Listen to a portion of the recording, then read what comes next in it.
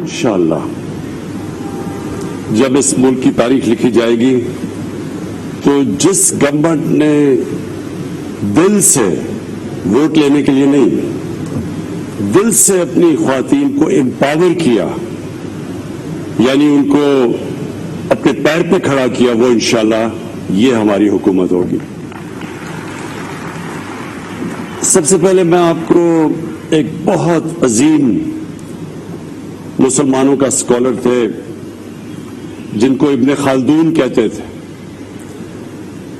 یہ modern history کے باپ سمجھے جاتے ہیں۔ آج سے 800 سال پہلے انہوں نے ایک بات کہی تھی، انہوں نے کہا میں نے جتنی بھی قرآن شریف کا مطالعہ کیا ہے میں ایک نتیجے پہ پہنچا ہوں کہ اللہ نے انسان کو دنیا میں بھیجا ہی ایک مقصد کے لیے، اور وہ ہے کہ اس کی زمین پہ انصاف قائم کرنا، یعنی اس انصاف کو اس نے عبادت کا رتبہ دیا ہے۔ تو جب ہم اپنے خواتین کی وراثت کے رائٹس کی بات کرتے ہیں تو جس طرح ابھی فاروق نسیم نے بھی بات کی اور ملکہ بخاری نے بھی کی کہ ہمیں یہ پتہ چلنا چاہیے، ہمیں اس چیز کی سمجھ ہونی چاہیے کہ ہمارے نبی صلی اللہ علیہ وسلم نے آج سے تقریباً 1500 سال پہلے عورتوں کو رائٹس دیے تھے انہیریٹنس کے، اور یہ 1920 میں یورپ کے اندر اور برطانیہ کے اندر تب عورتوں کو انہیریٹنس رائٹس ملنے شروع ہوئے تھے۔ لیکن مجھے افسوس سے کہنا پڑتا ہے کہ اس چیز کے باوجود پاکستان میں اکثر خواتین کو ان کے رائٹس نہیں ملتے۔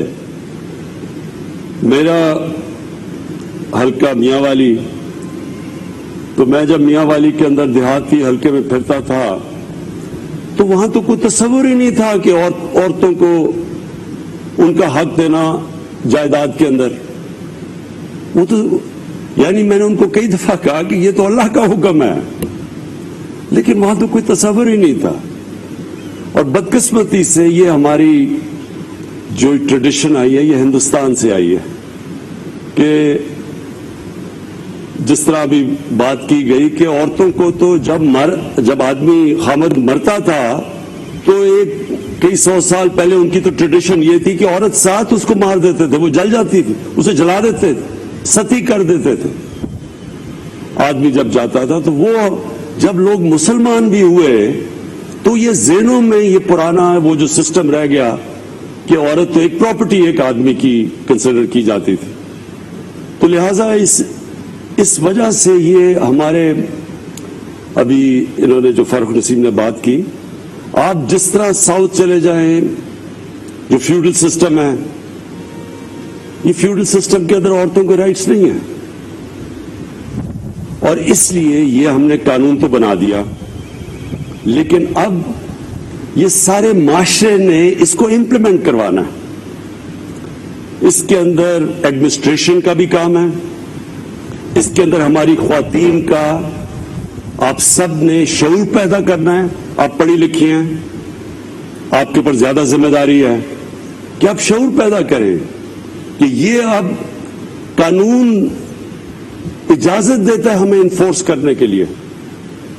تو یہ ایک تو مجھے اس کی بڑی خوشی ہوئی، کیونکہ میں ہمیشہ سوچتا تھا کہ اللہ نے کبھی موقع دیا تو سب سے پہلے میں کوشش کروں گا کہ اپنی خواتین کو امپاور کریں، ان کا رائٹ ہے انہیریٹنس کا۔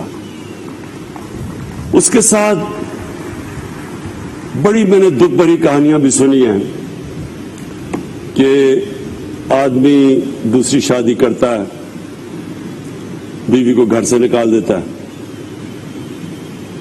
بیوی کا کوئی رائٹ نہیں ہوتا، کئی دفعہ بچے بھی لے جاتا ہے۔ تو یہ اس کے لیے بھی پوری ہمیں جدوجہد کی ضرورت ہے کہ عورت کے رائٹس ہیں۔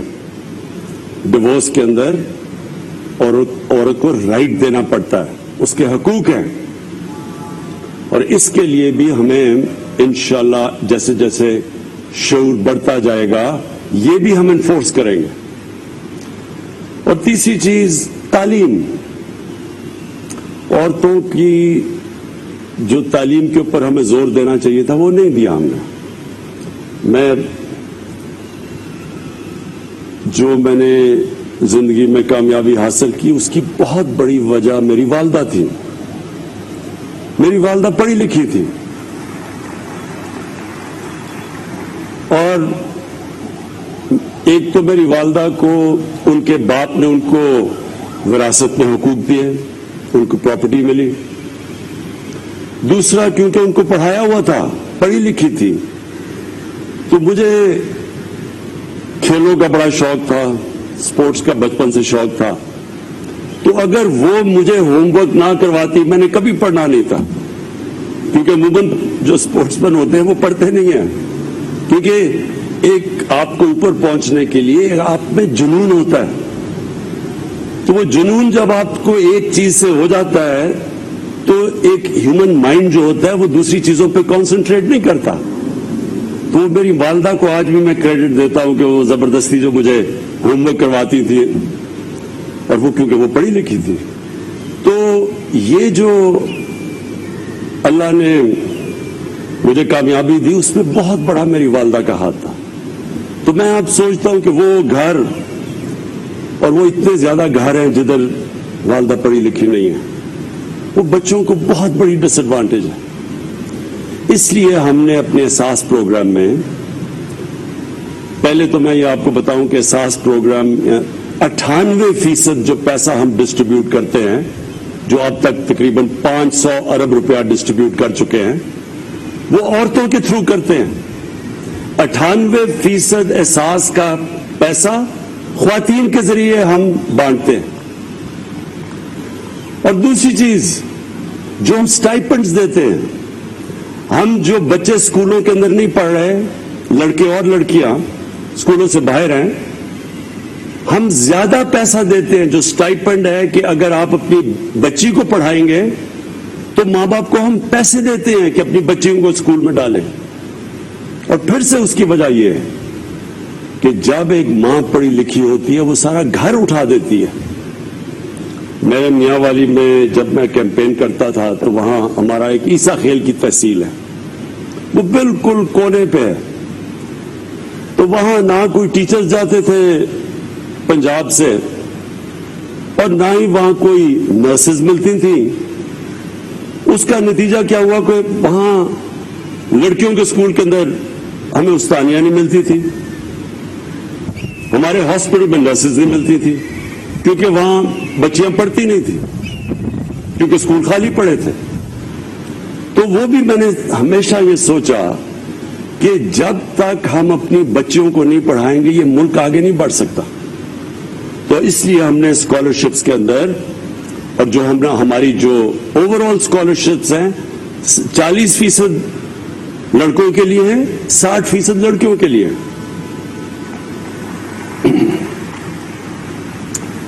اب میں دو اور باتیں کرتا ہوں. فاروق نسیم نے بھی, جو ہمارے بیرسٹر نے بڑی محنت کی ہے. دیکھیں ہمارا مسئلہ, سب سے بڑا مسئلہ پاکستان کا یہ ہے, اس کو انگریزی میں کہتے ہیں رول آف لا,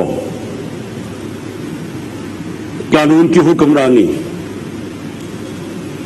مدینہ کی ریاست کی جب ہم بات کرتے ہیں تو یاد رکھیں اس کی بنیاد دو پلرز, 2 اصولوں کے اوپر رکھی گئی تھی. میں اس لیے چاہتا ہوں کہ آپ کو یہ پتہ ہونا چاہیے, آپ اس ملک کے شہری ہیں جو اسلام کے نام پہ بنا تھا. باقی کوئی ملک دنیا میں اسلام کے نام پہ نہیں بنا.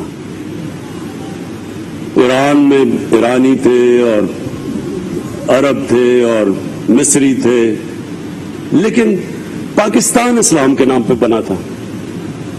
اور یہ اس لیے بنا تھا کہ علامہ اقبال کی بڑی خواب تھی کہ ہم دنیا میں ایک مثال بنائیں گے کہ وہ اصل اسلام کیا تھا, جس کی وجہ سے وہ جو اصول طے کیے گئے تھے مدینہ کی ریاست میں, وہ دنیا کی انہوں نے امامت کی, تاریخ کا حصہ ہے. اس لیے یہ ملک بنا تھا.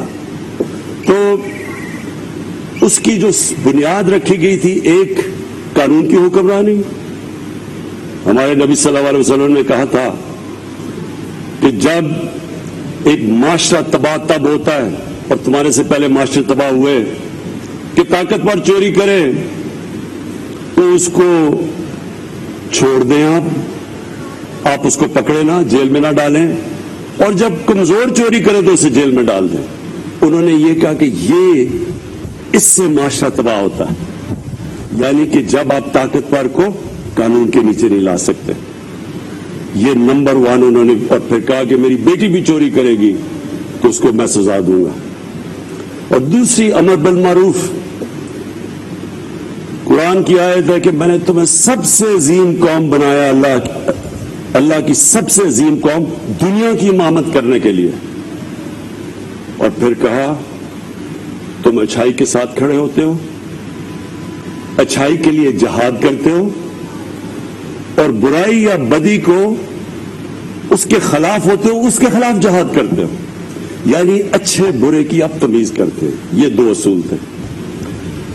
تو جو قانون کی حکمرانی ہے وہ اس لیے مشکل ہمارے ملک میں، سب سے بڑی جہاد ہم لڑ رہے ہیں کیونکہ یہاں طاقتور قانون کے نیچے نہیں آنا چاہتا. وہ NRO مانگتا ہے، وہ بلیک میل کرتا ہے کہ اگر آپ نے میری چوری معاف نہ کی، مجھے نہ کیا تو میں آپ کو گورنمنٹ کرا دوں گا. یہ ہے یہاں ملک کا المیہ بنا. اور جنرل مشرف جیسا ملٹری ڈکٹیٹر نے بھی گھٹنے ٹیک کے NRO دے دیے. لیکن آپ کے سامنے جو آدمی کھڑا ہے وہ NRO تو نہیں دینے لگا، لیکن وہ یہ آپ کو آج کہہ دے کہ وہ جب تک زندہ ہے ان کو NRO نہیں دے گا. جہاد لڑے گا ان کے اگینسٹ، کیونکہ اس میں میرے ملک کی بہتری ہے. میرے نبی کا فرمان ہے کہ جب تک آپ طاقتور کو قانون کے نیچے نہیں لے کے آتے، آپ کا معاشرہ تباہی سے نہیں بچ سکتا. آج دنیا اٹھا کے دیکھ لیں، سارے غریب ملک، جس ملک میں غربت ہے وہاں طاقتور چوری کر کے بچ جاتا ہے، کمزور صرف جیل میں جاتا ہے. قانون کی بالادستی نہیں ہے. ساری دنیا میں دیکھ لیں، سارے غریب ملک وسائل سے بھرے ہوئے ہیں، لیکن کیونکہ کمزور، صرف چور کمزور جیل میں جاتا ہے، کیونکہ طاقتور چور تو زیادہ چوری کرتا ہے. طاقتور چور تو بڑے بڑے لندن میں محلات خرید سکتا ہے.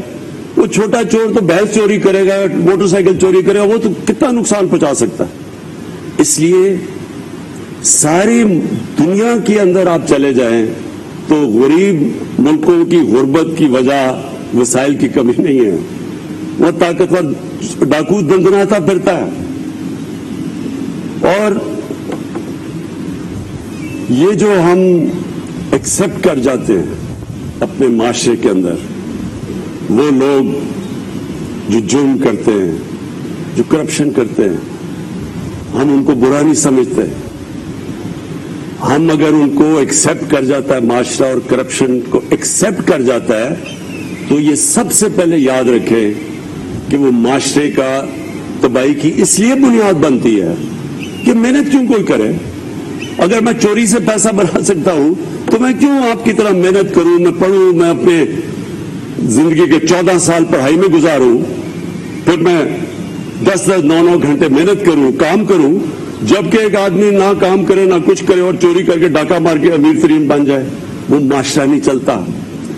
اس لیے امریکہ کے اندر وہ کہتے ہیں چوروں کو کہ you can run but you کی ناٹ ہائیڈ. اس لیے چائنا کے اندر، جو چائنا عروج پہ گیا ہے، انہوں نے 450 وزیروں کو 6-7 سالوں میں جیلوں میں ڈالا ہے. اس لیے وہ اوپر گیا. تو انشاءاللہ یہ جو ہماری جنگ ہے، یہ ہماری حقوق کی جنگ ہے، عورتوں کے حقوق کی جنگ ہے، جو کمزور طبقہ ہے اس کی حقوق کی جنگ ہے. یہ ہیومن رائٹس کی جب آپ بات کرتے ہیں، یہ سارے کمزور طبقے کی آپ بات کرتے ہیں. کئی دفعہ آپ یہ تصور کرتے ہیں جی صرف عورتوں کے حقوق، میں دیکھتا ہوں کہ صرف عورتوں کے حقوق کی بات کرتے ہیں. تو تصور کریں نا، ایک غریب گھر ہے، وہ بچے کے کوئی حقوق نہیں ہے، आदमी के कोई हुकूक नहीं लेकिन औरत को हुकूक मिल जाएंगे, वो कैसे हो सकता है? हुकूक तो अक्रॉस द बोर्ड, कानून आपको, आपके मुल्क के अंदर जो अदालतें वो आपको राइट्स देती है, फिर आपका सारा सिस्टम आपकी मदद करता है, आपका तालीमी निजाम। और इंशाअल्लाह जो मैंने अपनी पार्टी का नाम आज से 25 साल इंसाफ की तहरीक रखा था, वो एक जहाद का नाम था। 25 साल से जहाद लड़ रहा हूं और इंशाअल्लाह मुझे कभी शक नहीं है कि मेरे अल्लाह ने हर चीज जो मैंने की है उससे मुझे कामयाब किया, इसमें भी वो मुझे कामयाब करेगा। और शेख साहब, आखिर में आपको मैं सिर्फ एक चीज से अपनी बात खत्म करता हूं। देखिए, जितना भी ये डाकुओं का गुलदस्ता है, चोरों का टोला, ये जितनी भी कोशिश करे, जो भी कर ले, जितनी भी ये प्लानिंग कर ले, अल्लाह ने मुझे वो दुनिया में, जब दुनिया की क्रिकेट की तारीख में उन्होंने मुझे टॉप 5-6 कप्तानों में रखा था, यानी वो समझते हैं कि 5-6 टॉप कप्तानों में दुनिया की तारीख में मेरा भी नाम है। तो जो कप्तान है, शेख साहब ये याद रखें, कप्तान जब मैच खेलता है ना, तो वो अपने मुखालिफ की हर चीज के लिए तैयार होता है कि अगर वो टॉस जीतेगा तो मैं क्या करूंगा, मैं टॉस जीतूंगा तो मेरी टीम क्या होगी, वो अगर विकेट तेज बुलाएगा तो मैं कौन सी बॉलिंग खिलाऊंगा। यानी हर चीज की, ये जो भी ये मुखालिफ मेरे हैं, ये चोरों का टोला, डाकुओं का पलंदा, गुलदस्ता, ये जो भी करेंगे शेख साहब, मैं इनके लिए तैयार हूं। शुक्रिया। वज़ीर-ए-आज़म इमरान खान तकरीब से खिताब कर रहे थे। विमेंस डे की मुनासबत से आज की ये तकरीब सजा